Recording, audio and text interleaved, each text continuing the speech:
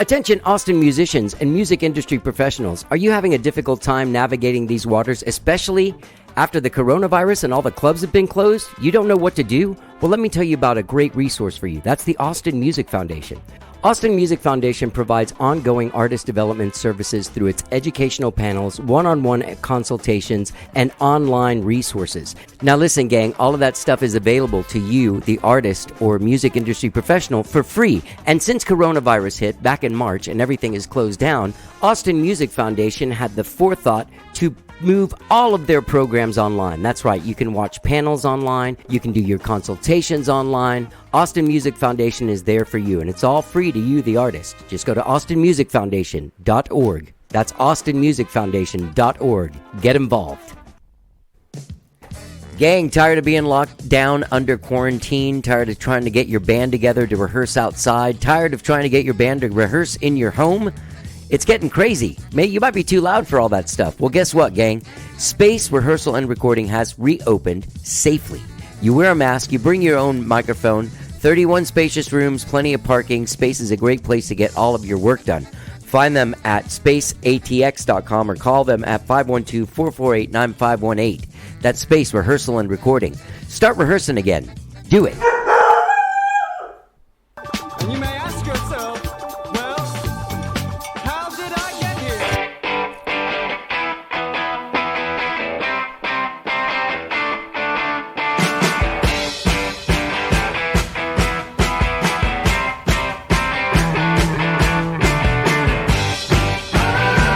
It's time for How Did I Get Here? And now here is your host,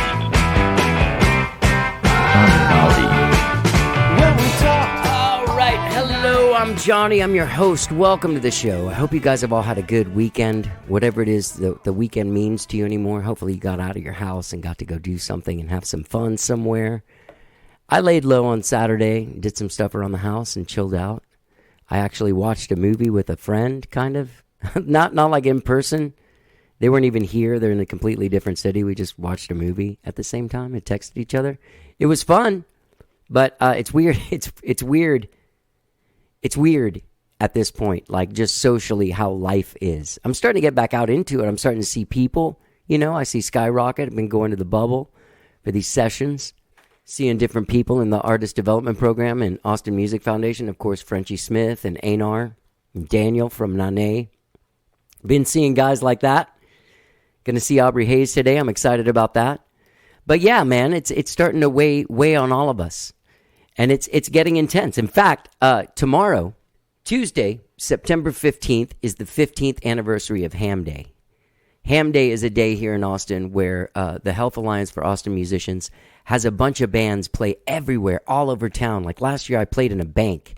The year before that, I played at Whole Foods at like 7 in the morning, and then at a record store like in the afternoon. So bands are just playing everywhere, all over town, from sunup to 2 in the morning. Well, this year they can't do that, so they're moving everything online. I will be playing a set. You can find me on Johnny Gowdy Music on Facebook. I'll be doing a set for Ham Day, Tuesday, September 15th at noon.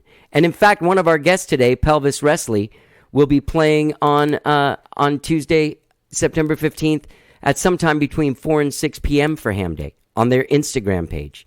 So everything is moved into this sort of like live streaming situation.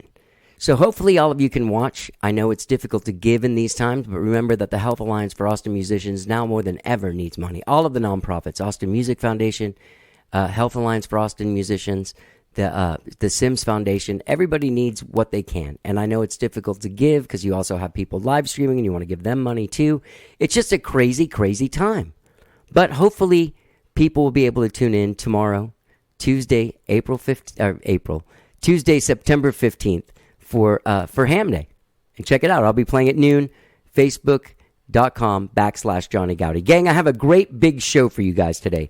As I said, Pelvis Wrestley is here. Benjamin Violet from Pelvis Wrestley. Their debut album, Vortexas Vorever, drops this Friday, September 15th. The record was produced by Jake Miles.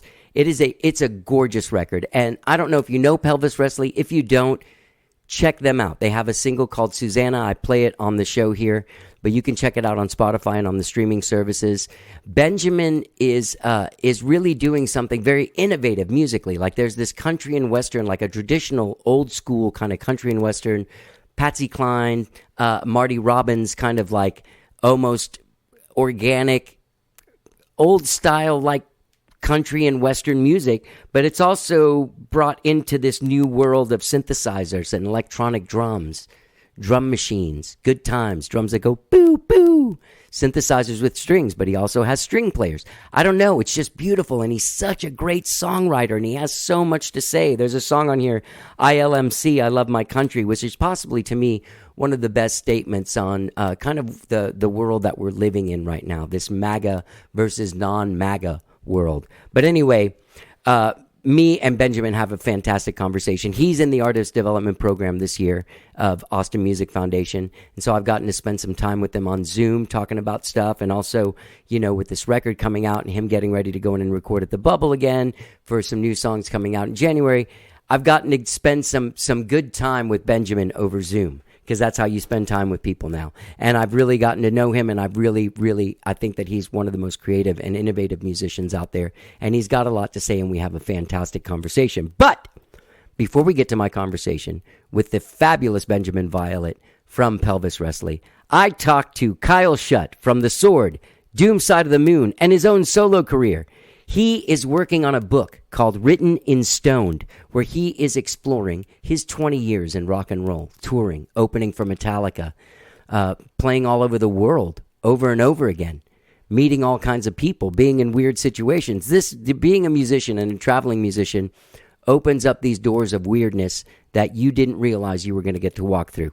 Kyle started doing some stuff with the comedian J.T. Haberstadt, who started the Altercation Comedy Festival, and he's been doing some spoken word and some storytelling events with J.T., and it really got him inspired. So he's decided to write this book, Written in Stone, and he started a Kickstarter for it because he needs to make some money to sit down and spend a few months writing a book. And that Kickstarter ends on October 4th. I will put a link to the Kickstarter in the body of the text of this podcast. So go down there, click on it in Kyle's Kickstarter thing. So before we talk to Benjamin Violet, please enjoy my conversation with the immensely talented and always entertaining guitar shredding hero from The Sword, Doom Side of the Moon, and his own solo career, Kyle Shutt. Oh, before we get into it, I play a song for the very first time.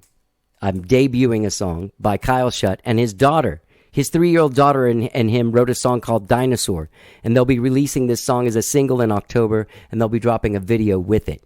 So before we talk to Kyle, check out this awesome stoner rock song written by Kyle Shutt and his 3-year-old daughter. This song's called Dinosaur. Enjoy our conversation. Hold on to your butt.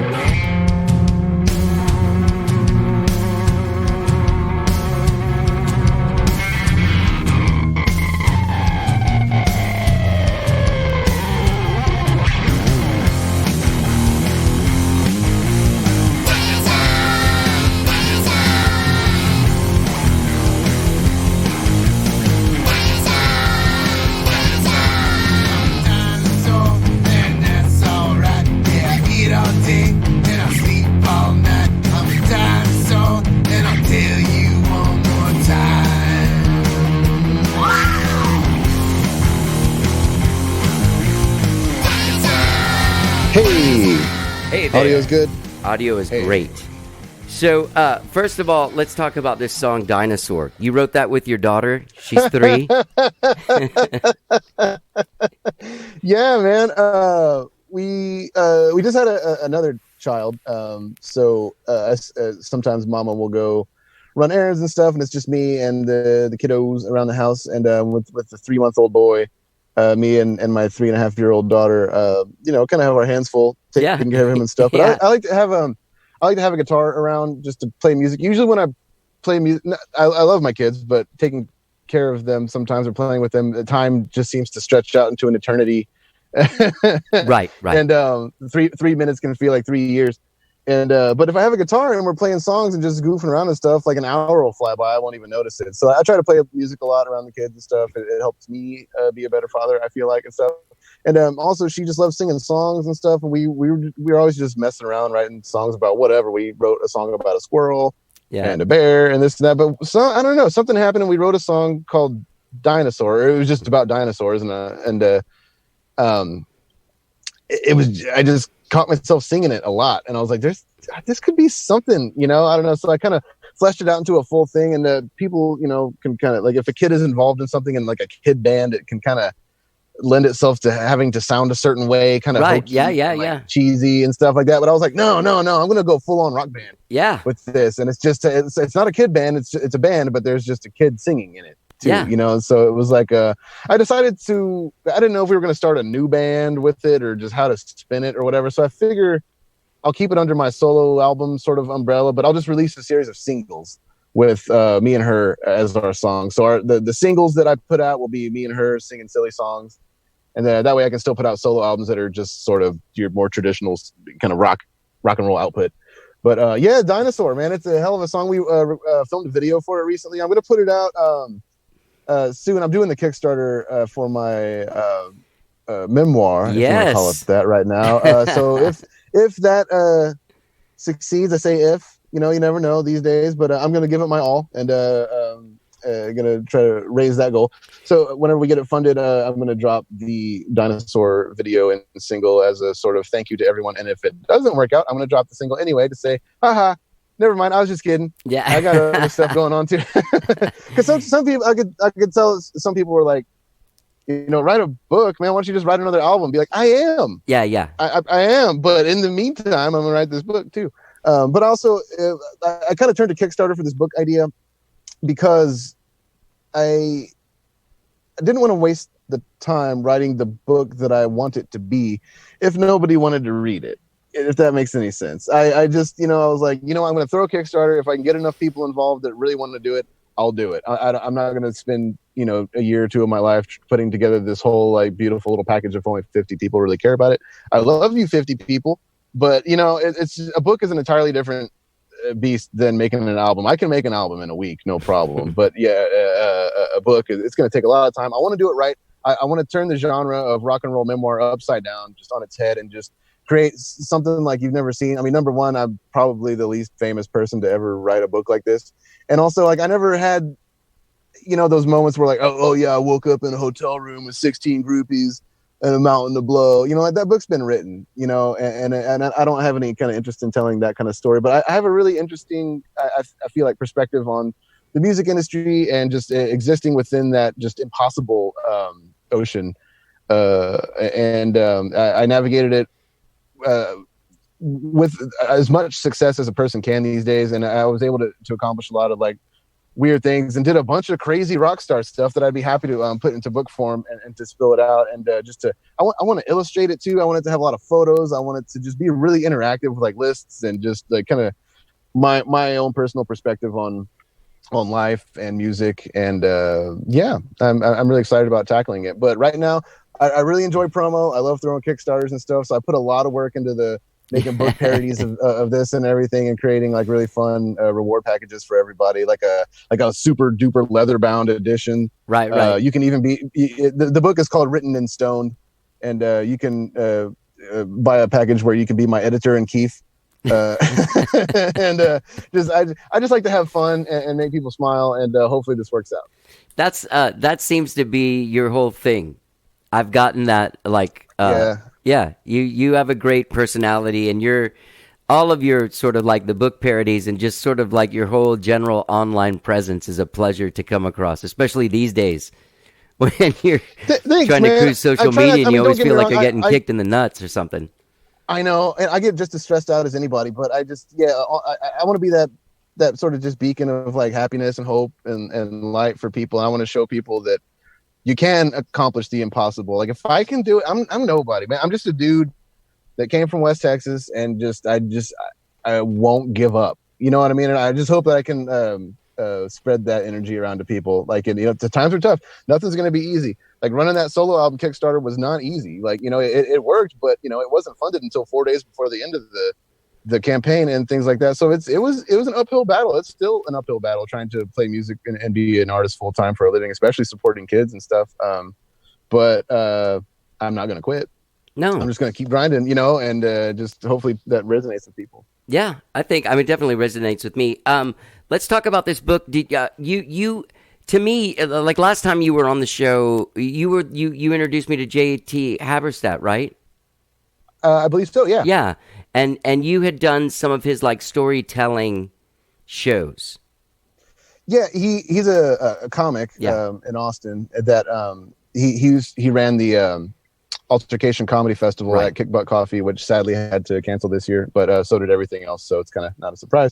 But still, it's a great festival. I did that last year. He's taken me on the road a couple of times with him, and he sort of pushed me into the, I guess you could call it stand-up scene. I hate to call what I do comedy because that implies that it's going to be funny. No, but there is that sort of it's story, like a storytelling, entertaining element, that I ended up really enjoying, and I felt like I got a lot better at it after going on a couple of tours with him and doing it over a dozen times, and I think I can do it in book form because I've never really written before, but I've never painted either, and over the quarantine once I sort of had my business plan to get a bar together, and I had some investors together, and I was the general manager of the new Buzz Mill that had opened on the east side, and so I really had this whole trajectory going on, and then out of nowhere the Sword decided to come out of hiatus because Primus had reached out to us to go on tour with them, and then it was just like everything was kind of like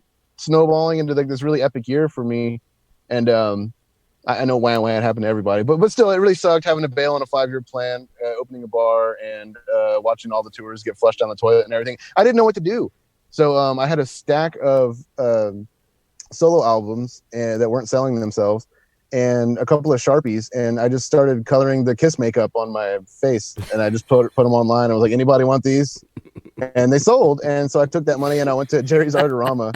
I've never painted or drawn or anything before, and I just started like just drawing pictures of myself, like paint. I was like, and taking requests. I was like, you want me to paint myself as Ronald McDonald? Like, put the money in the jar. You got it, kid.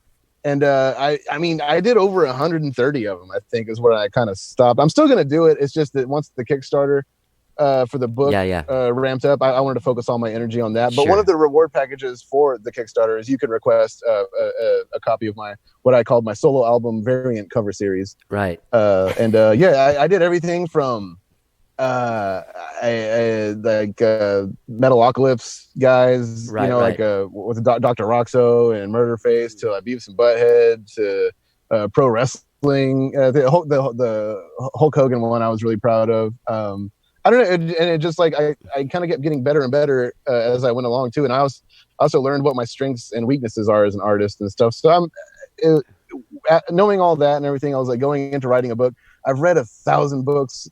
Maybe more. I don't know. And I was like, I know what's good. I know what sucks. Just like with stand-up, just like with art. You know what I mean? I was like, I can write a book. I can totally write a book. But I'm not going to unless we reach our goal, just because if the world doesn't want it, I'm not going to put it out there. I don't have that big of an ego. You know what I mean? It's not like my story must be heard. But I feel like I do have a really great story to tell and a lot of insight to offer people. So if enough people want to do it, let's hop on this train and get her done. As they say. You said you never were a writer before. Did you keep journals or anything on the road, or are you a journaler, or do you have reference to where you are? Or is this just your memory? One time I did do a bit of a tour journal thing for the Chronicle Metal Insider, wasn't it? Well, that was Trivet did that. Okay. For the Metallica tour, but that was a spoof. The whole thing was fake. We treated it like an Onion article. It was How really long funny, ago was that? Like 15 years ago or something? No. 10 years ago? 11 years ago, something like that. All right. Yeah. Sorry. No, yeah, it's so been a you while. said you kept a bit of a journal we on were the best road for a long time. Kind of, but it was published in Metal Insider on like a weekly basis for some of the Apocryphon tour, and I felt like I didn't really give it my all, and also it is important to say, I think too, that this book that I'm going to write is 100% my perspective. It's not the story of the Sword, you know what I mean? And right. in an official capacity, it's my point of view. It was only 25% of what the sword was. Even when I talk about the sword or anything like that, it's strictly my point of view. And I felt like with the sword tour journal that I wrote, I don't feel like I really was 100% honest with my feelings and things like that. Not necessarily to protect anybody or myself or whatever. It was just, I don't feel like I was ready to go there. Right. Yeah. But now I've really been through the ringer since then, especially with all the hiatus and the ups and downs of navigating the music industry and the post-streaming environment and everything. It was just, I feel like I have a lot to say finally, and I'm not afraid to say it. So this is the time, y'all. So what do you think it is that gave you that courage to I know you say you're not afraid, but what do you think? You think it's just like having a little bit more under your belt, a little bit more experience under your belt, and knowing that the truth is probably way more fascinating than not telling everything? Right. Yeah. I maybe I've grown up a little. I don't know if that's true or not. But judging also, by this I've done song Dinosaur, I don't know if you have grown up. I don't think I have at all. No, you're right. But I have an idea board, and anytime I come up with like some cockamamie scheme, I put it on my idea board. And every so often when it comes time to launch a project or choose what's next, I go to the idea board and I look at it. And with the dive bar plan that I had gone, with the tours gone, with this and that gone, I was like, okay, literally back to the drawing board. Like, what's next? And I had come up with the idea for this memoir quite a while ago, but I didn't want to do it until much later in life. And I don't know, just the way the world kind of took a turn this year and just everything that's happened. I don't know. I just kind of kept gravitating back toward that idea. And allowing my mind to flesh that out a little more. And then, because at first I was like, I'll just write a book. And then I was like, nobody's going to read that. Anybody can write a book. Like, I want to write the book, you know what I mean? And really take my personality and put it into book form. I'm a weird dude. I'm into all kinds of stuff. I don't think the book is going to be like I said, page 1 to page 300, this complete narrative arc. It's going to go all over the place. I want to do interviews. I want to tell stories. I want it to be like almost like a mixed media kind of project. We'll see how it goes. Like I said, I'm really excited to dive into it because I'm asking for a fair amount of money, but it's in the scheme of things, it's about half of what I asked for the solo album. And honestly, it's going to take a lot more work going into this one. So it's not like I'm trying to cash in by any means. Everybody's hurting. I completely understand that. Times are tough and they may get tougher still. But I create for a living, and I try to just spread that love and happiness and positivity. I try to give back when I can too, because when you give back, that all comes back to you. And I just try to create that cycle of just giving and in turn receiving love back. And I've been a very, very fortunate man for that. Have you been kind of like taking notes like to yourself lately? Like, oh, this story. Oh yeah, this tour. And just kind of like keeping like now sort of organizing your thoughts in almost like an outline form before you get started on the... I have been. And it's funny having done the storytelling gigs with JT. Mm-hmm. Not everyone was a success. It was really a learning curve for me. And I learned that just because I think a story is funny doesn't mean that it's going to translate to a crowd that has no context for that or anything. And sometimes some of the most boring stuff that I wouldn't think anybody would want to hear about ends up being highly entertaining. Right. For a crowd. So there's a lot of that to take into consideration. And also I'm going to be talking about a lot of people that aren't going to be there to defend themselves. And so I want to have as many interviews as I can with as many people from my past to really, like, number one, to get their blessing. Number two, to like get the story straight, because, I smoked a lot of weed. Yeah. I drank a lot of whiskey, and I just, it might be my point of view, but there's always some little bit that I forgot that happened or something like that. Sure. We had a lot of crew members over the year. I want to have a whole chapter that's We Are the Road Crew, and just interview all our crew members and just hear their perspective about the ding dong that sure that I was to have to tune a guitar for. Yeah. Well, dude, that sounds exciting. I mean, that sounds like and in this time, there's a lot of we're in the age of memoirs. There's a lot people are able to put out and do stuff like that. But I'm noticing that people are doing more and more creative, like incorporating more stuff into not just like a book, like what you're saying. There'll be pictures, there'll be interviews, there'll be the perspective of the other guys, not just you telling your story, like a lot of things. So, are there any that you've read lately that you've been like, oh, this is the Al Jorgensen ministry book was absolutely wild. I mean, and that was a good example of a book that, like, I'm not gonna be able to top his crazy stories. Right. I'm not treating this book like a contest. Be like, look at the crazy stuff I did. I mean, I did some crazy stuff, but like nothing like that. Right. And that's a straight book though, and the Ace Frehley book was kind of the same.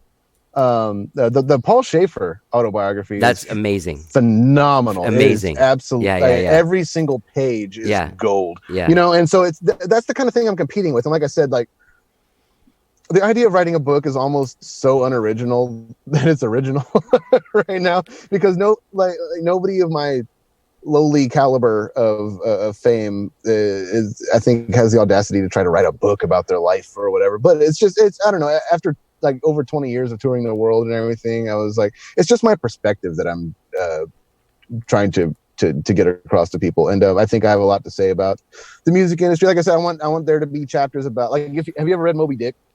No. Oh, you mean the Moby Dick? So Yeah.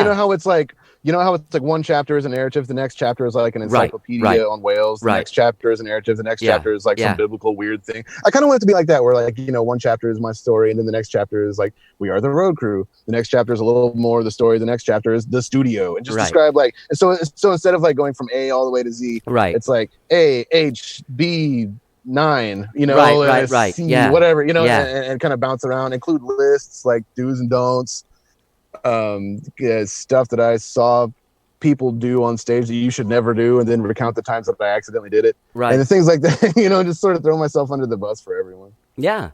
I think the thing that's interesting too is, like, I feel like there was a point like 15 years ago that if someone was gonna put out a memoir, they had to have some level of name, full on name recognition.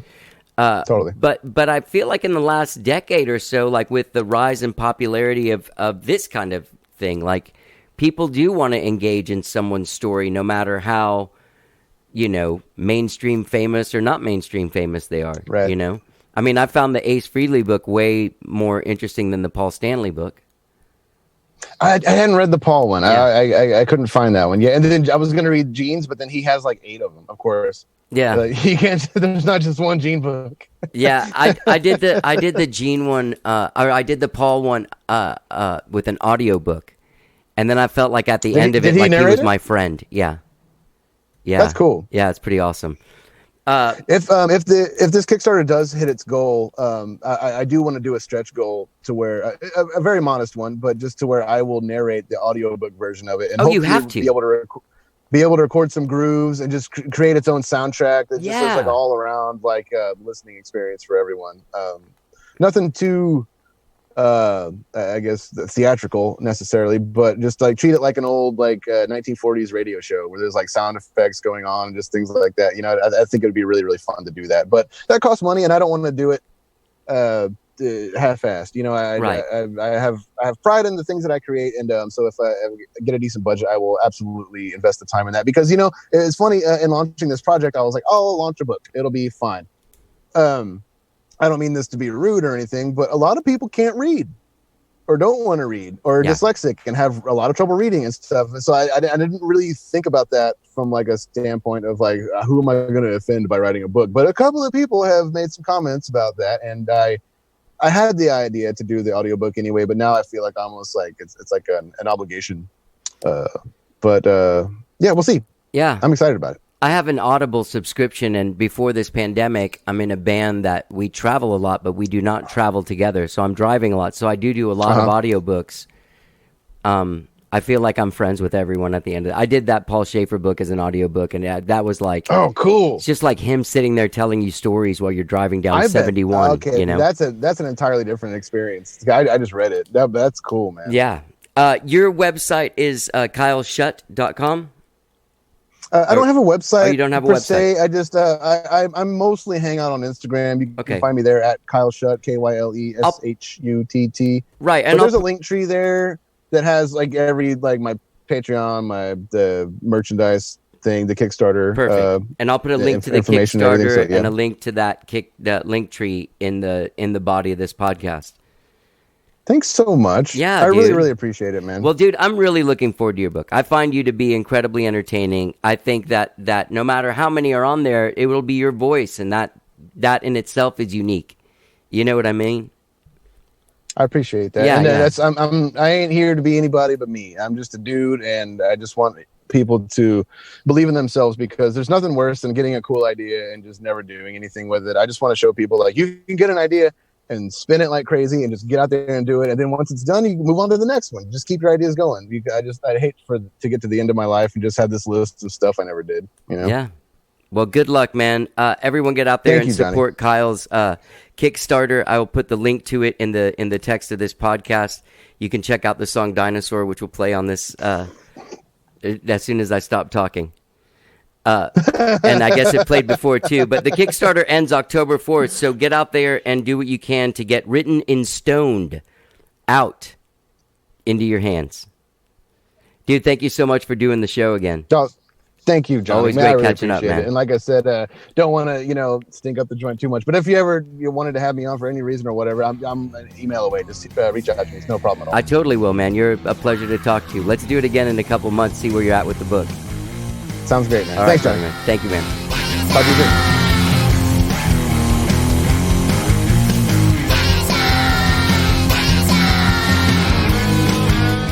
The always entertaining Kyle Shutt from The Sword, Doom Side of the Moon, and his own solo career. He is working on a book that is looking back and telling stories of his 20 years in rock and roll.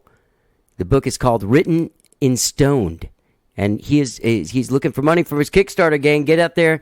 Check it out. The Kickstarter ends October 4th. I'll put a link to that Kickstarter in the text of the podcast, in the text of this podcast. So get down there and check it out. Get a link. Throw him some cash.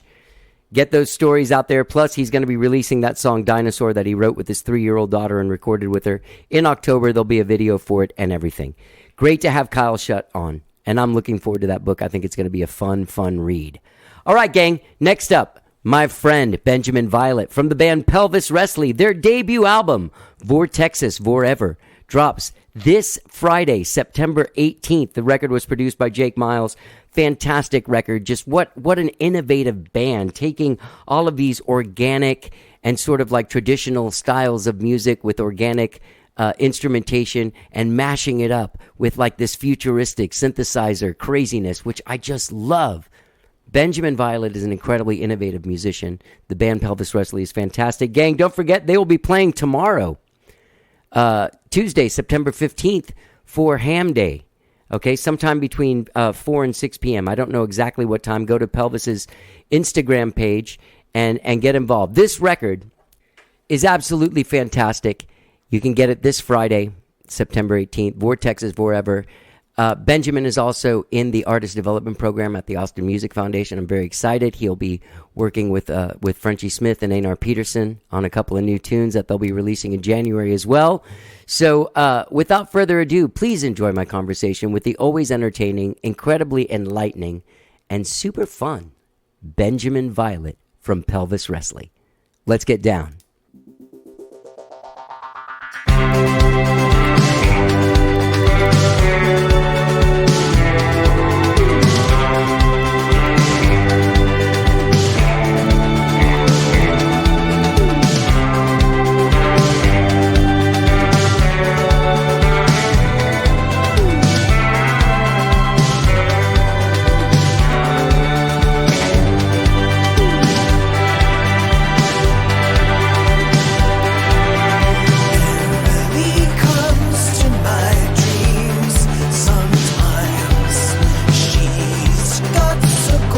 Let's get with art. You were saying that this is your debut record. This is your first record. It is. It And- is. As Pelvis Wrestly. As Pelvis Wrestley, right. And you had the single Susanna that came out last fall, was it? Yeah, it was in the winter. It's December 18th, something like that. Who cares? It was December. Well, no, I'm trying to get a perspective on when you recorded the whole record. Oh, yeah. Why, who cares? I meant like the date of the, Right. Yeah. single release. Not just like straight up disrespecting you for asking me a question. Although I do appreciate that and respect that. We released that single about halfway through recording the record. Okay. So we recorded the first half of the album in 9 months, and then the second half in about 2 months. So that says a lot. It says a lot about like how we learned to work together, and like my working relationship with our producer Jake Miles, and we just really like kind of like got it in gear. We did the record in 2 sprints, so like we had prepared ourselves to do a set of 5 songs on each leg of the recording process. And was it finished just under the wire with the pandemic? No. Well, I guess like I'm trying to think when we finished tracking. I think that it was probably in February or something like that we finished tracking, and then we had been in the mixing room at Estuary. And I do remember we did have a mixing session early in March, and we actually finished mixing remotely. But the recording process had been done. We were like pretty quick after the first set of songs. Just like back at it. And that you think that the quickness came from everybody just getting used to because what you're doing, Benjamin, is so incredibly unique. Like when you put a label on what it is you do, or when you check a box of a category, like when you're putting your shit on SoundCloud, what do you check? I think that the closest thing that you could call what we're doing is Baroque pop. That's the closest thing, the closest category that I think we fit. But we're drawing from. I mean, we are drawing from a lot of country influences, and we're referencing like a lot of Western music when we're doing it. To me, though, it's almost like less of the country and more of the Western. There is this sort of like Laurels. Like it has such almost like a Marty Robbins. Totally, you know what I mean? It's like, and that's like that's a really good distinction to make. Because I was talking to a friend of mine she is a goddess and a treasure trove of country lore, and when we started recording, and I wasn't like really feeling the country vibe as much, she was like, "Well, what are you attributing country music to?" And I was like, "Well, like Lee Hazelwood and like Patsy Cline," and she's like, "Okay, well, Patsy Cline is pop, more or less. Lee Hazelwood is country-leaning psychedelic." And I was like, okay, but like Ennio Morricone? She's like, okay, that's like psych Western biz. So it's like when I really think about like the references and what I'm pulling from them, like I'm pulling a lot of pop sensibility from Patsy Cline. I'm pulling grandiosity from Ennio Morricone. Is it Try Your Hardest that has that weird wobbly guitar? Yeah. Electric guitar? Yeah, that gave me that Ennio vibe. Oh, heck yeah. Yeah. That's Jake Miles filling in on the warbles. Yeah. All right, so sorry, go ahead. Keep on going. Oh, just that, like, as we describe ourselves as a country band, I think that means a lot to us personally, but what it means stylistically is something that we definitely have to be like, a bit more conscious of in terms of what kind of claims we're making. Right. Well, it's not like you're going to be playing the Broken Spoke anytime soon. But wouldn't that be great? It would be great. I've got my, yeah. I mean, I love all the Austin honky tonks. Boys was my hang back when I was living in South Austin. But again, that doesn't make my music distinctly country. No. It just informs where I'm coming from when I'm putting music out. But yeah, I feel like pretty confident about a Western leaning avant pop or that kind of vibe. Yeah, and I mean, we've talked before on the show, and the way that I became aware of you was having the sound off on my TV while working on my computer and listening to something and looking up at one of the local morning shows and just seeing you and your band, and I was like, who is this? Then I turned the sound on, and I was just blown away by whatever it was, and it is avant-garde. There's a thing like... full disclosure, you're part of the artist development program, class of 2021 at Austin Music Foundation. We're very, very happy to have you. And a lot of the conversation, I remember, at least on my part and Einar's part, was just like, this is like getting to see Devo before, like a band that's doing something that might be taken a little bit from different places, you know, but what you're doing is truly unique unto yourself, and you have a unique musical voice and way of expressing it that is just, it's fucking adventurous, man. It is adventurous, and you write great songs. It's not like there's just crappy songs, but like cool sounding. It's like the whole package is there. Well, thank you. That's really special and very kind. And like you said, your entry point to us as a band was seeing us without sound, and so there's like very much that Devo inspiration of there being like a visual representation of what's happening, and that's been something that's been very important to me in any project that I've ever done. I was a painting major in college. It's all very like, you know. The visuals are important. That's the other thing about you, is that your approach to music isn't so much like a quote-unquote musician as much as it is like an art school guy, like Devo guys. Like those guys aren't like, yeah, like Devo guys, like Pink Floyd guys, like guys that went to Radiohead, you know, guys that went to art school, and no matter what it is they're going to do, it's going to be unique. Yeah. Yeah, definitely. And like that, I don't know, it just reminds me of my mentor in college, Laura Lasworth. She was the head of the painting department at the school I went to in Seattle, and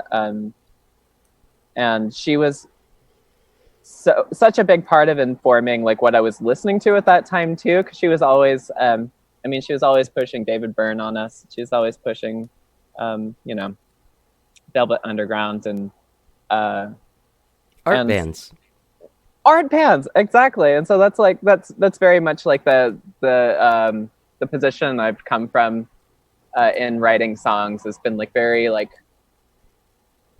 I don't know, God, how do I talk about this without just becoming very pretentious? Very concept focused, and kind of building something that feels cohesive from the way it sounds and the way it looks and the way it's talked about. There's nothing pretentious about having put some care into what it is that you're doing on the level that you have. And I know that talking about it does sound a little, especially when it's your debut record. And if this is coming out a couple days before it comes out, people are like, I've only heard one song from this fucking guy. You know what I mean? This guy? What's this guy talking about? But I think, but the thing about what you're saying is like in past projects, some of my biggest criticism is that things can end up feeling very contrived or planned, and I'm like, well, yeah, because I planned it. Yeah. And I think that there's this kind of narrative of what's the word? Authenticity. that authenticity has to come from a place of not thinking about what you're doing. Right. Not trying too hard. Right.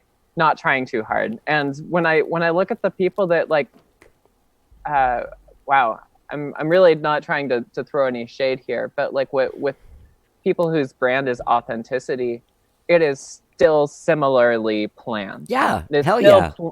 like similarly branded as that. And but I will say with Pelvis Wrestley, like one of my goals was to allow there to be room for surprises. And when you plan things to a T, you don't get surprised by what happens. And that's like where collaborating with my bandmates has become very important to me, and building like just trust with their sensibility and them as people has been like such a huge part of like making Pelvis Wrestley what it is, and makes it not the Benjamin Violet show, which I get really tired of myself. And so it is really nice that it's not just the Benjamin Violet show. Does that that collaboration, how far does it go? You write the songs, like talk me through a song like Valley. Like just like, okay, so you wrote that song and then you played it for the band, or you sent them a recording. What'd you do? That's actually a really great it's a great one to talk about, because it went far when I brought it to the band. Right. But I had demoed it out pretty thoroughly. I have a pretty bad habit of demoing things to death. So I brought them something that sounded like Brian Eno taking Tiger Mountain, basically. Yeah. And I was stoked for it. And then Santi, our guitar player, he started like playing the basic structure of the song, and Sarah Schultz, our drummer, also from Sun June, started like playing with it, and it just like it wasn't untrue to what I demoed, but it wasn't as rigid, and it felt lyrical and fluid in a way that, like, when you're a planner like me, you don't think about things being lyrical and fluid. You think about things being structured and kind of, I don't know, a bit more gridded. And so like bringing in their just very poetic way of playing music changed the tone of the song entirely. And then the textures from Hannah McVeigh, our synth player, and Banam, our violinist, just like built it into this thing that had room to breathe. And that's something that's not a strong suit of mine. And they breathed that life into it, and they allowed it to build. And when I got self-conscious about the structuring of it, they were like there to reassure me that this shit is dope. And it was one of the most, it was a sublime experience putting that song together. I think that's true for a lot of the songs that we've arranged together. Is I have a clear idea of what it's going to be. I have maybe like what feels like a very clear idea, and bringing it to them, I just don't know. I don't know what life they're going to breathe into it. And I don't know. I'm really happy to be in a place of trusting them to love where it goes. Yeah. It's been a treat, a real treat. I'm inspired by the fact that things are better when it's not just me steering the ship. So yeah. And you managed to achieve these things where I don't know if it's a reflection of the band or Jake's input on it, but you were talking about there being a grid, and there's also like there is a certain amount of electronics happening, but there's also a certain amount of organic instruments, and you know what I mean? Like there's the right combination of both, and sometimes they bleed into each other. Like you have like an actual violin or viola like note bleeding into a synthesizer note, right? Mm-hmm. Yeah. Mm-hmm. We use that little play a lot. Well, it's just cool. It's like the marriage of that stuff. How is that dictated? Just naturally, or? Sometimes naturally and sometimes contrived. I think that when I was writing this record, I was listening to one of my favorite records of all times. Are you hearing my cicadas right now? I think so. Yeah. Oh, I thought they were I've got here. some cicadas going wild. But I was listening to one of my favorite records, which is called Plague Park by the Handsome Furs, which feels one, very much like a very strange country record, but it's a bizarre combination of very structured programmed synthesizers and then the jangliest electric guitars you've ever heard. And I was inspired by that. And when I was thinking about what it would look like to put together a country band with the instrumentation I wanted, I knew that there was going to be a certain degree of redundancy involved. So I was thinking about how to use arpeggiators to fill a sonic space that banjos would fill, or how to use mono synths and what they can achieve with glide to achieve something similar to like pedal steel. Right.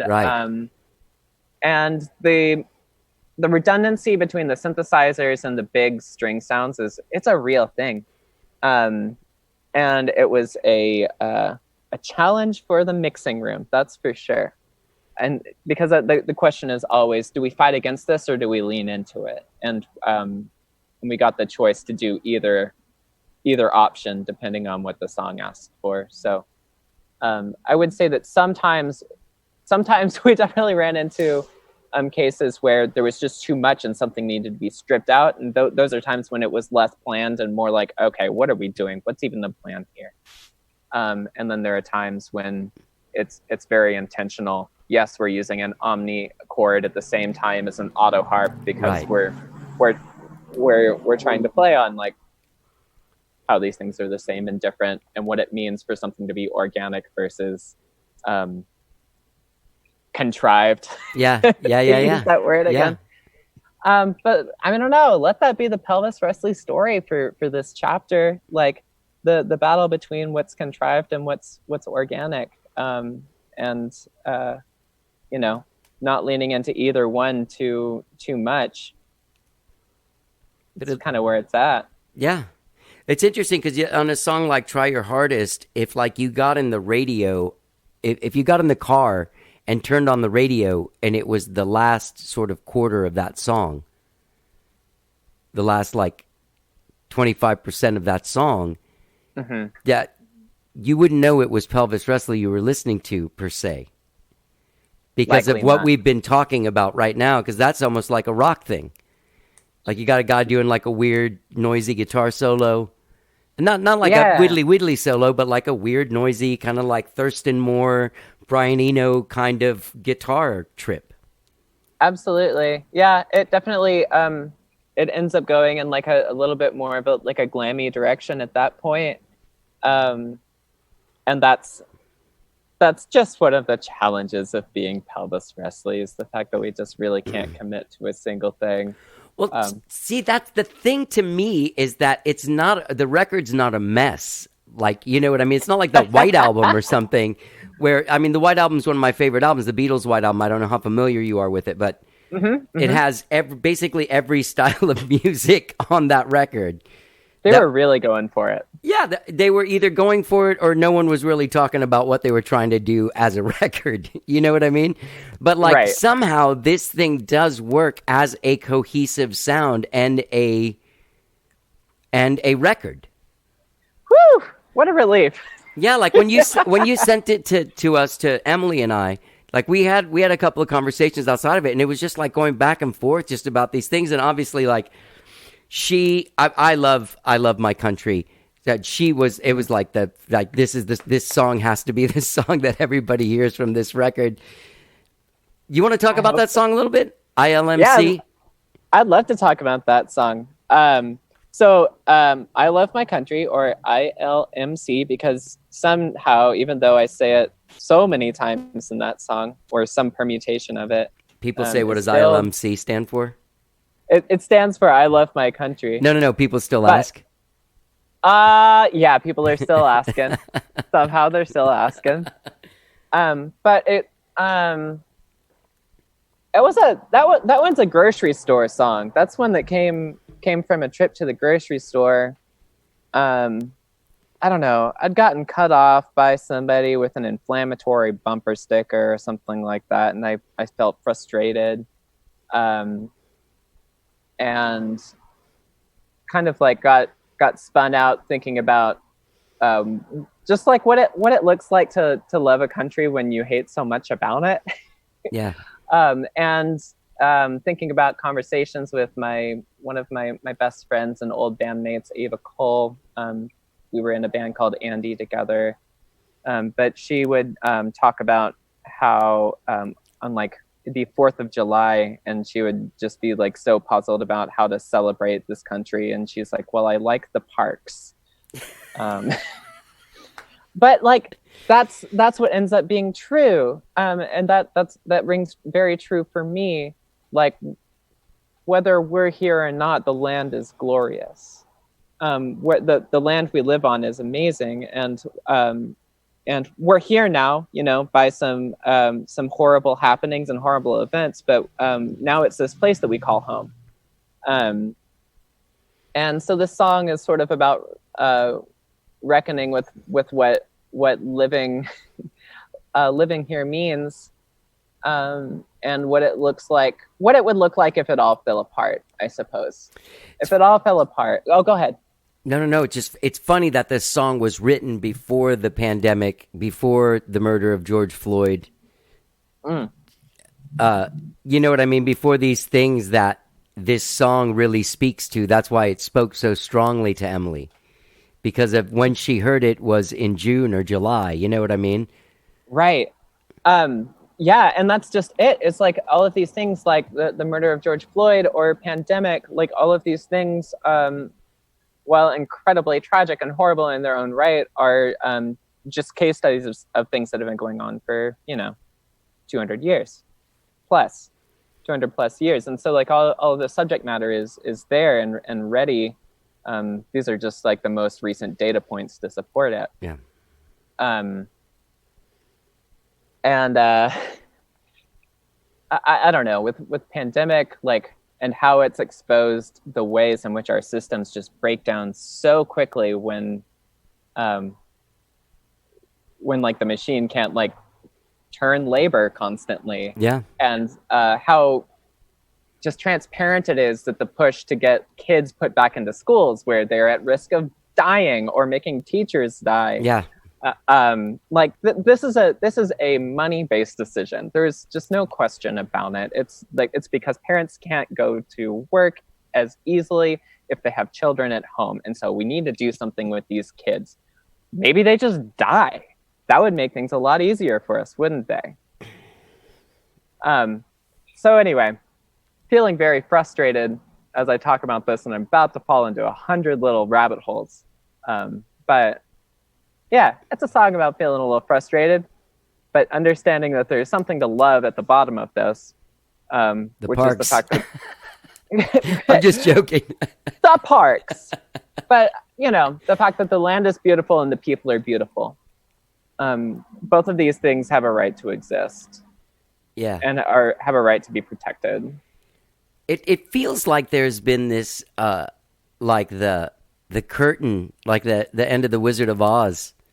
Like the last 7 months of America have been like when the guy pulled, like, they pull the curtain back and there he is, just a little guy on a ladder, all nervous. He's not in control of shit. No, but somehow less benevolent.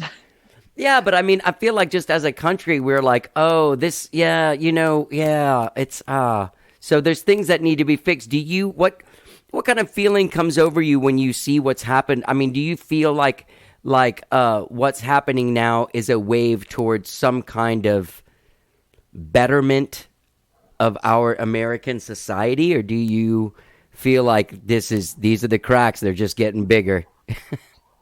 I honestly don't know, because I don't know if you follow astrology very much. I don't, and I'll try not to get too deep into it, but we're coming to the end of an age of Earth, and we're about to enter into an age of air, or we're in the process of entering into an age of air. And like when this happens is like a thing that is widely debated. But what comes with this is a reckoning, right? So what's being questioned is the systems that have been built over the last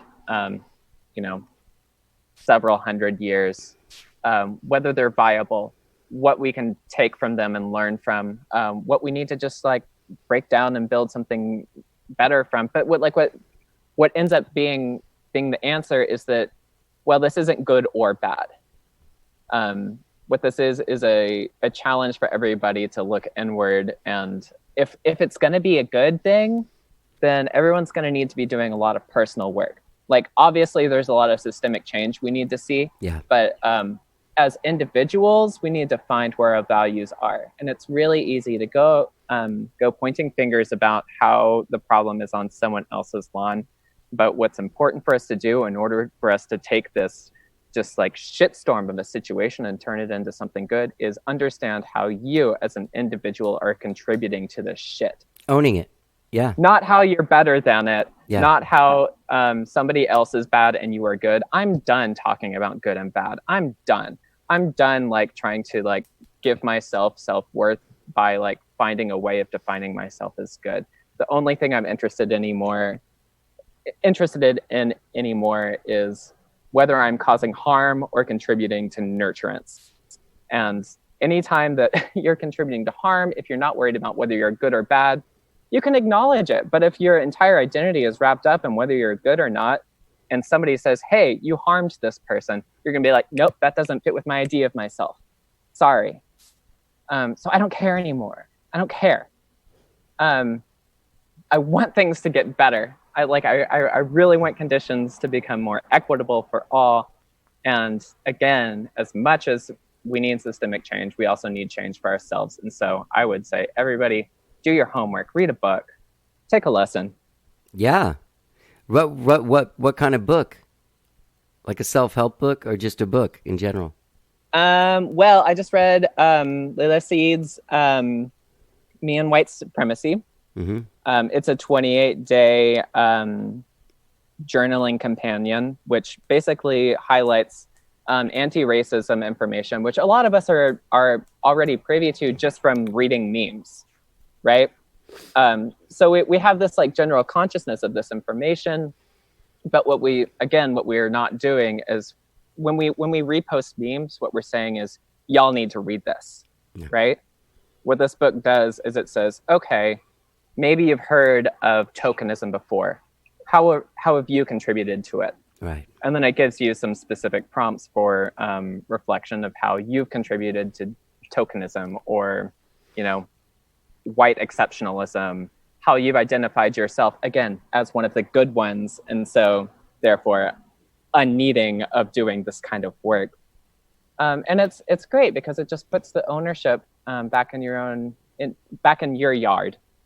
Just make sure your yard's tidy. That's funny. That's being a good neighbor. Yeah, it's funny that you say that because after the week after Memorial Day, I got a call from a really good friend of mine, this singer here in town named James Robinson, amazing singer, and he was like, you should use your platform to reach out to the Black community and get learn some stuff. And I'm not saying that now I have a master's in Blackness because of this series of conversations that I had, but I feel like the difference between me the week before Labor Day and the week and like now is exactly what you're saying. I walked around before going like, well, what that doesn't have anything to do with me. I'm not racist.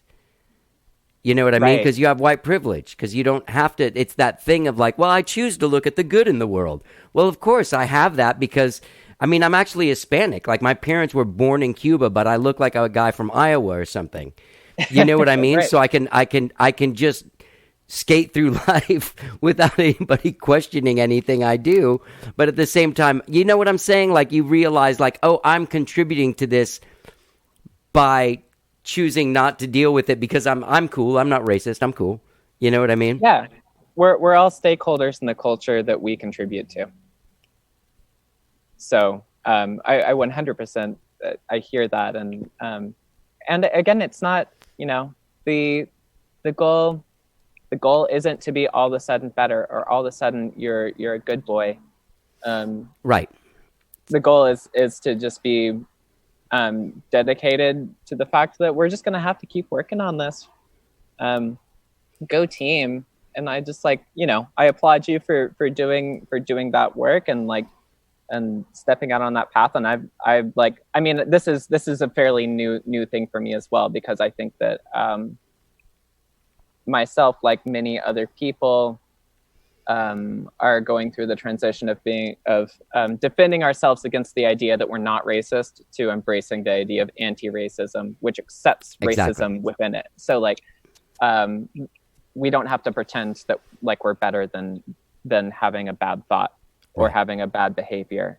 But in doing so, we can encourage each other to like, I don't know, do better. Like, just make things better for people that don't have a choice whether they get to do this work or not. And I think that's a cool opportunity that we've got.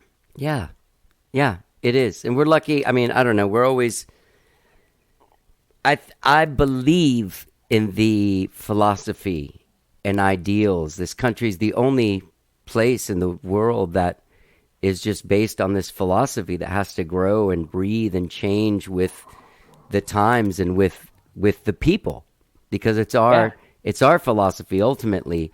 And the idea of being able to honestly live up to the claims we have made of all men created equal and everyone. I think they're the most beautiful ideals in the world. It's just we didn't do it.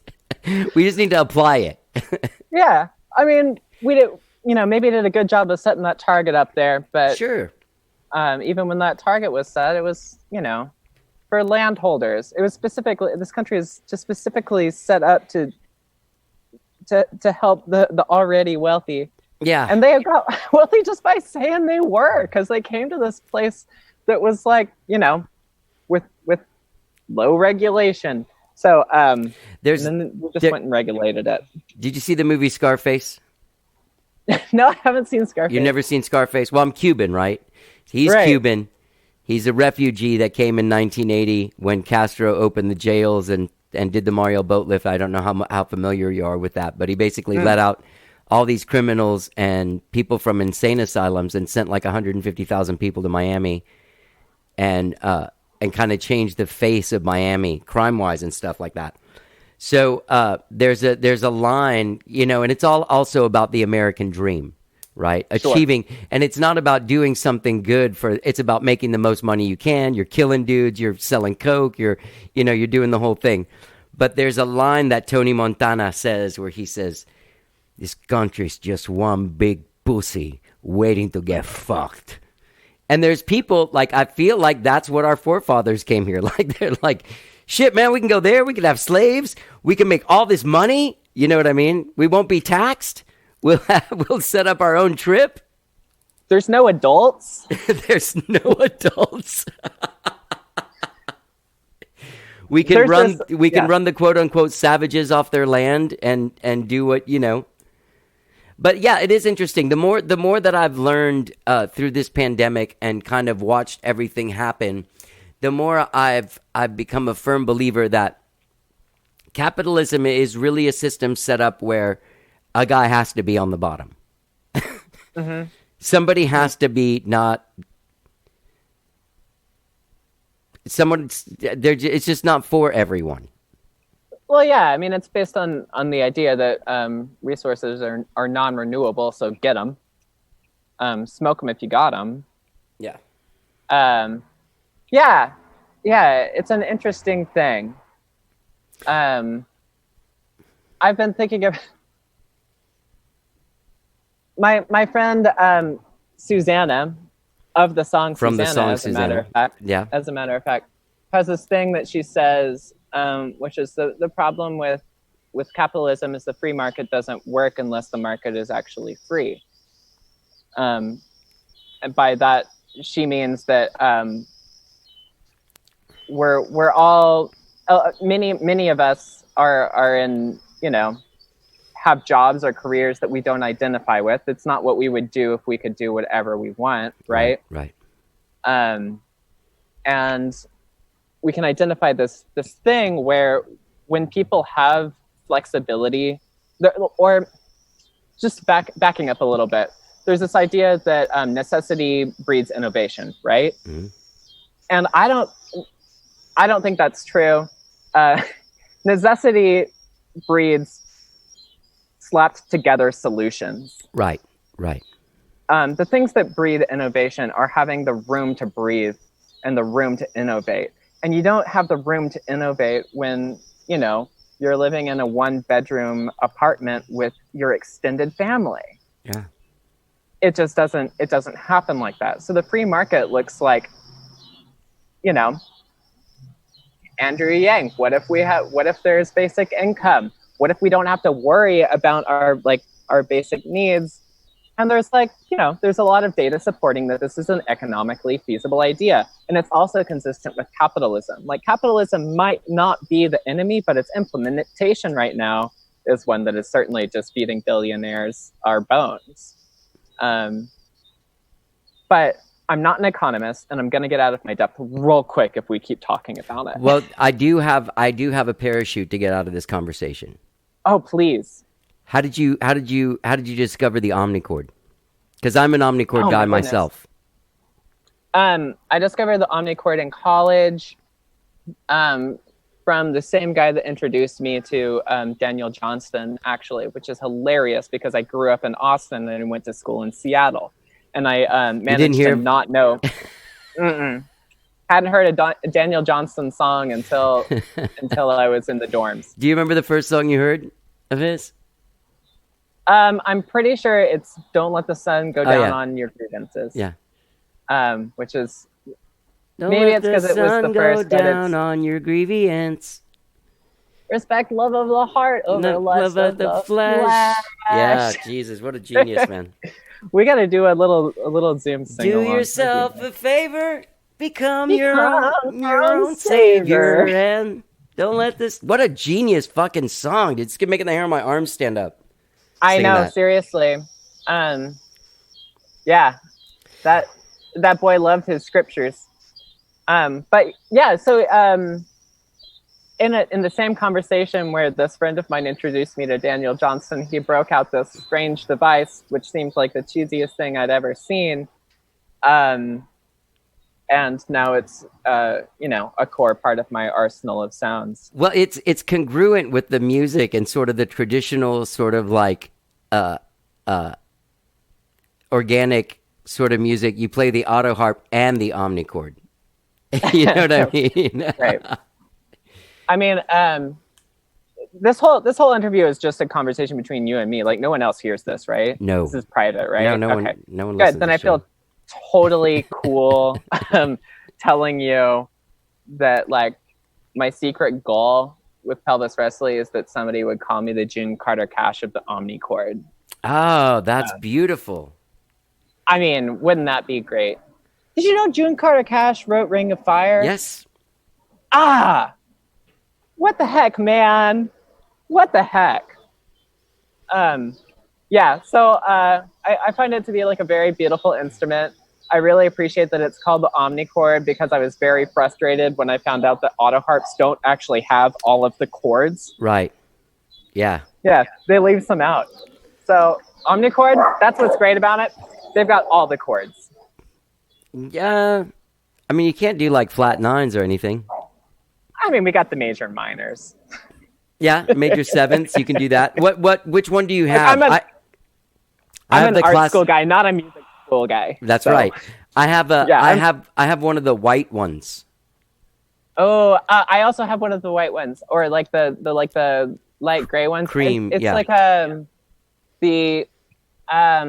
I have the first model that introduced the tremolo as a second oscillator in it that you could mix in. Mine doesn't have the tremolo. Wow, you're real OG. Yeah. Wow. Yeah. I actually I got one I can't remember. It must have been like 19, 20 years ago. I got one because somebody told me like, oh, it's great to write songs. You know, I'm always looking for something to write on that doesn't make me go.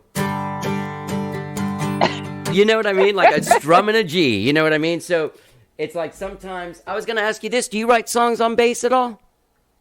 Oh, never. Goodness, never. Okay, because and this summer I've been trying to get away from G and getting away from C on the piano, and just programming my drum machine and then plugging in my bass and just kind of like, you know, smoking some weed and grooving out, and like finding a new way to sort of come up with music ideas. Are you a walk writer at all? Do you ever like? Yeah. Are you a walker? Do you like going on a walk? I walk every day. Heck yeah, there it is. That's my biz. That's your biz. You do the walk around. Yeah. I scarcely ever do any writing with an instrument in my hand. Really? Yeah. It's just not helpful to me. I think I think I'm just not good enough of a player for that to feel effortless for me. I feel like a little bit more like I can like dig into the content if I don't have like a tool in front of me. And so like I'll do long walks and kind of like compile ideas from that, and then I'll bring it to the omnichord to kind of like figure out, be like, okay, I've got all of this stuff. What is it? And then work it out kind of that way. Well, the cool thing I noticed about writing on bass is that sometimes then the chord can really be different than you would. You know what I mean? Because you could just have a different bass note for that chord. You know, like an F with a B flat bass or something. I will say I've started demoing on bass instead of guitar recently, for kind of a similar reason. Like, I feel like it gives me more options later on. Yeah. Yeah, that's exactly right. It leaves it open. It could be a G major, G minor, G major seventh, G minor seventh. I need to even when I talk about chords, I only say G. I need to get the fuck out of G. What's funny is you ever do this where you're like, okay, I'm gonna write a thing completely different than what I do. So you put a capo on, but you're still playing G, but now it's B flat. Yeah. Well, I don't, because I don't write with an instrument in my hand. Oh, right, of course. Right. Is it hard to figure out the stuff after you? No, not really. I mean, I'm a real big user of voice memos. Okay. That's helpful. Voice memos go a long way. Sorry about this motorcycle. That's all right. Yeah, voice memos have been like a big help.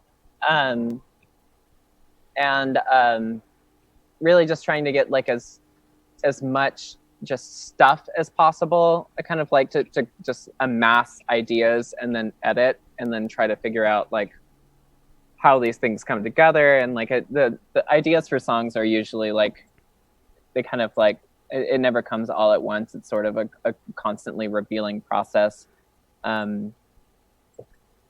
where by the end I'm like, okay, yeah, that's what this song is. That's what this song is about. But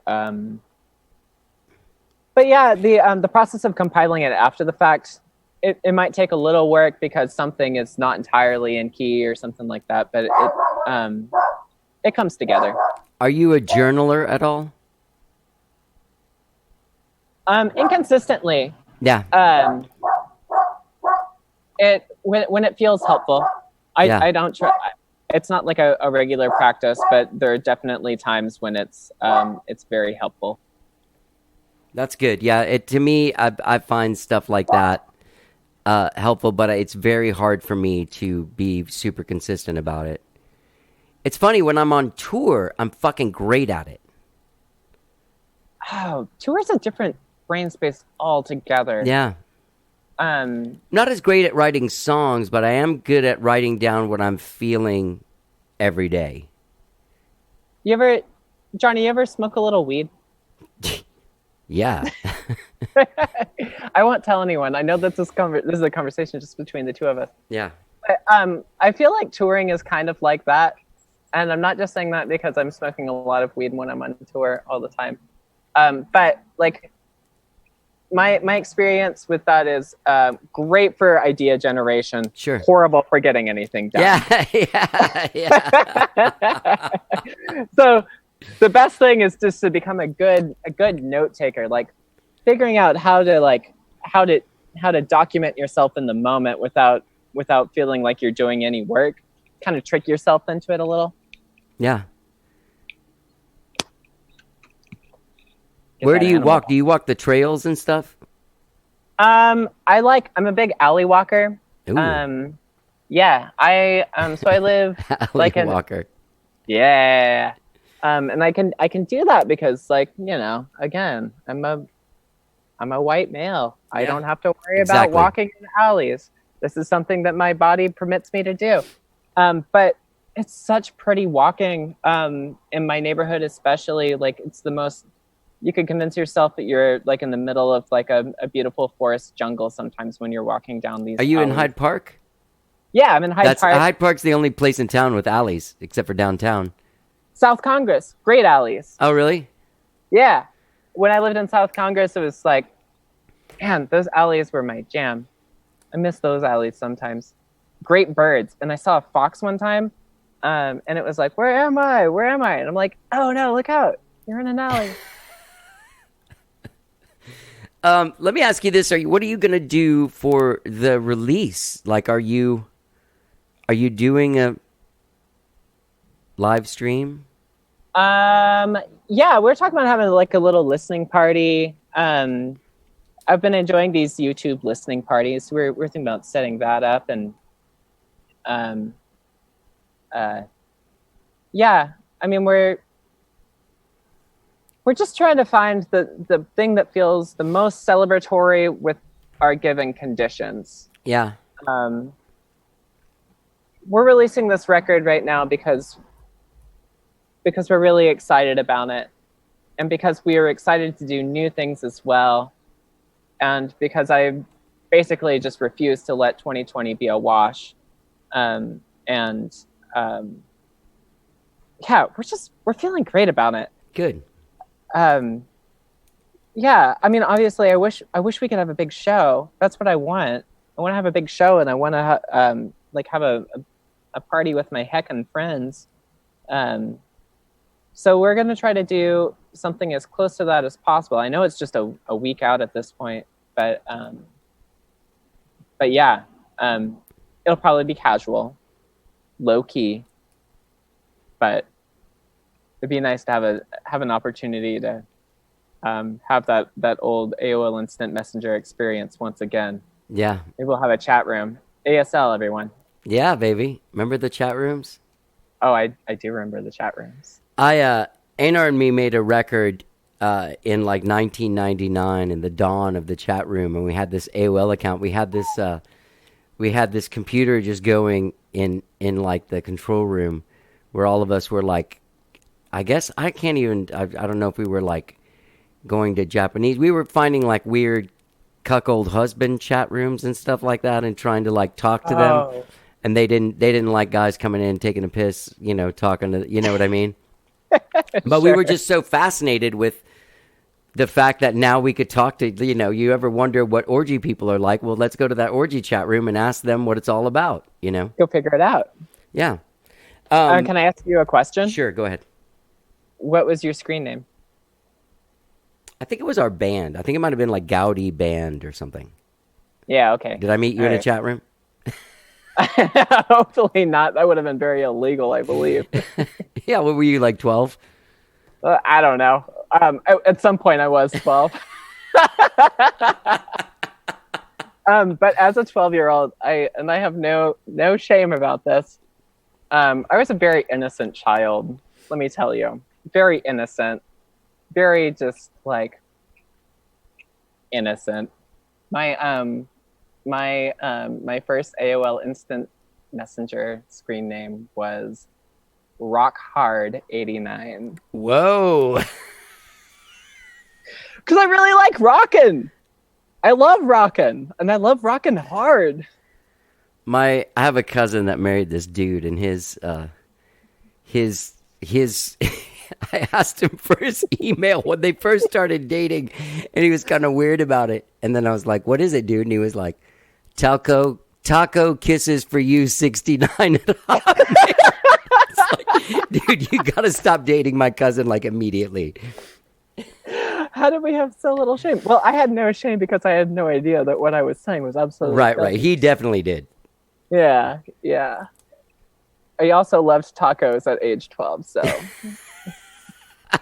rock hard taco lover. Rock hard taco lover. So, what's the preferred way that you would like people to engage with this album? Listen to this. Do you want people to go to Bandcamp? It'll be on Bandcamp. It'll be on Spotify. Those are my two recommended listening platforms. Obviously, we all hate Spotify, but it's the monster that we live with at the moment. Yeah. Yeah, for whatever reason, it's like good for you if you look good on Spotify. But I guess it's probably good for you if you look good on Bandcamp too. Yeah, that's. I'd love for people to listen to this record on those platforms. I would love for them to listen to it with an intention in their heart. And you know what? On the 18th, put on a nice shirt. Yeah. Put on a nice shirt and sit down with it. Like, that's what we used to do when we could go to Cheer Up Charlie's. We get all like dressed up and listen to each other's music and celebrate each other and feel good about ourselves because everyone was getting complimented on how cute they were looking. And I promise you, if you wear a nice shirt and you let me know that you're wearing a cute shirt, I will compliment the heck out of you for doing something you didn't have to do for no witness.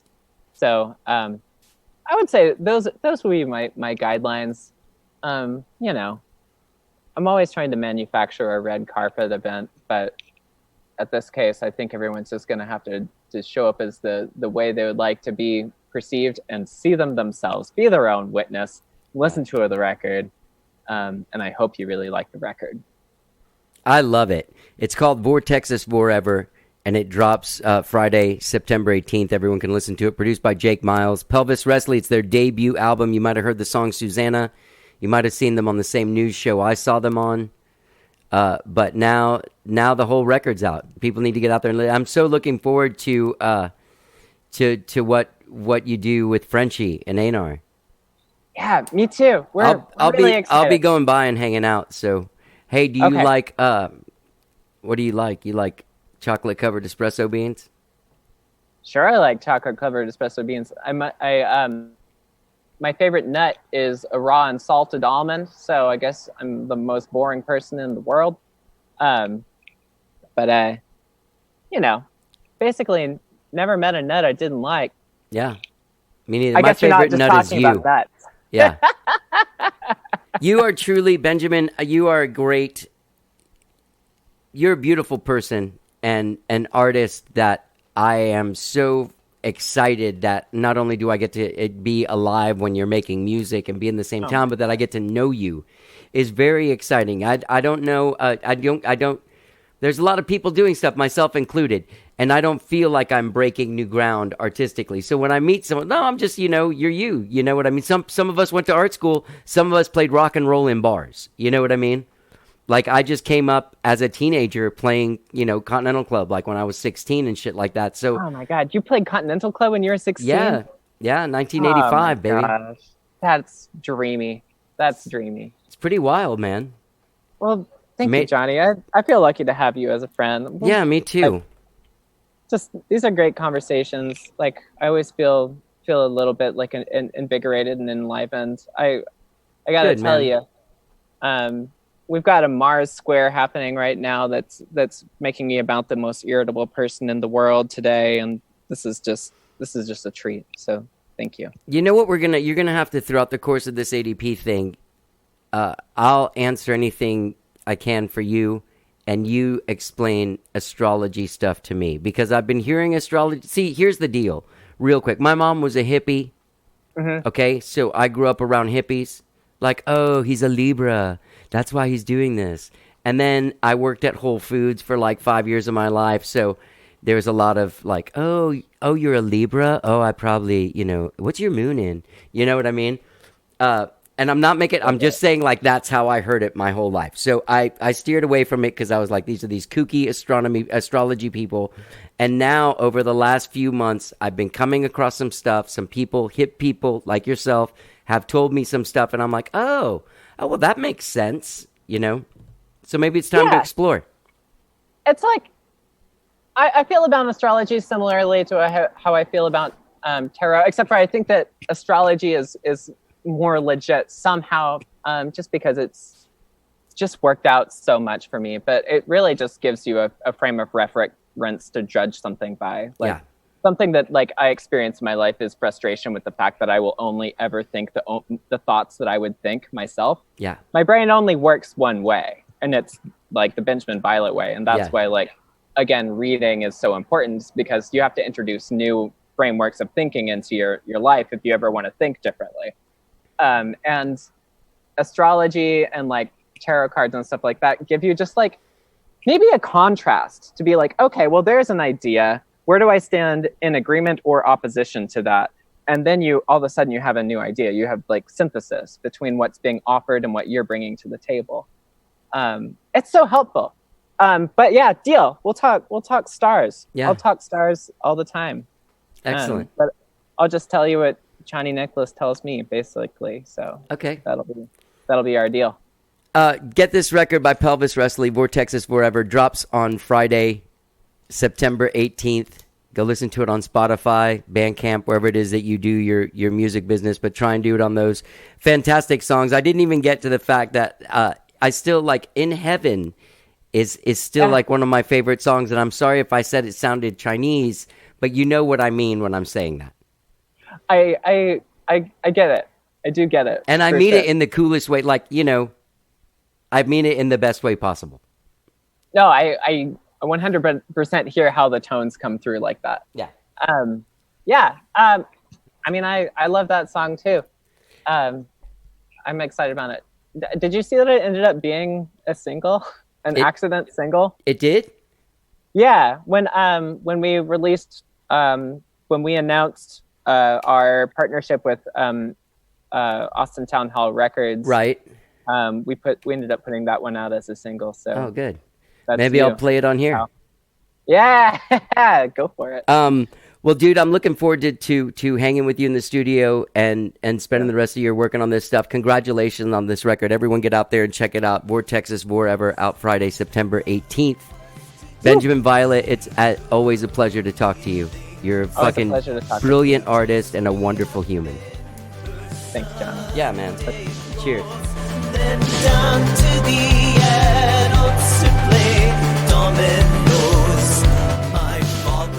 Benjamin Violet from the amazing band Pelvis Wrestley. Their debut album, Vortexas Vorever, drops this Friday, September 18th. Get out there and get it on the Bandcamp or stream it on the streaming places. You got to do it. This album is fantastic. And gang, don't forget that tomorrow is Ham Day. Tuesday, September 15th. There'll be music going on all day. Pelvis Wrestley will be playing on Instagram between 4 and 6 p.m. on their Instagram page. Check it out. I don't know exactly what time. I guess go to Pelvis Wrestling on Instagram to find out what time. Go out there, check out bands, do what you can to support the Health Alliance for Austin Musicians. They're out there keeping people healthy. And listen, you know it's hard right now to go out and spend money in any way. So imagine how these nonprofits that are out there supporting people's health are having a very difficult time holding it together. So Ham Day is tomorrow, Tuesday, September 15th. Get out there, get involved. If you can, donate. If not, at least share it on your page. Start a watch party for all the bands playing. I'll be playing at noon on Johnny Gowdy Music on Facebook, noon to 12:30. Get out there, check it out, share it, do what you can. But check out Pelvis Wrestley too, all right? Vortexas Vorever, their album, debut album, drops this Friday, September 18th. Get it. And also, gang, don't forget to check out Kyle Shutt's Kickstarter for his book. Amazing book, Written in Stone. Telling stories about his 20 years in the Sword, Doom Side of the Moon, and all of his solo stuff, just being in the music business. That song, Dinosaur, that he wrote with his 3-year-old daughter is fantastic. He's going to have a single and video in October. The Kickstarter ends October 4th, okay? Gang, that's a lot of information. I hope you have a great week. Get involved with Ham Day tomorrow. Let's hear the rest of this great song. The first single from Vortexas Vorever, the debut album from Pelvis Wrestley. This song is called Susanna. Enjoy it. Have a good week. Go to Ham Day. Check it out. Let's get down.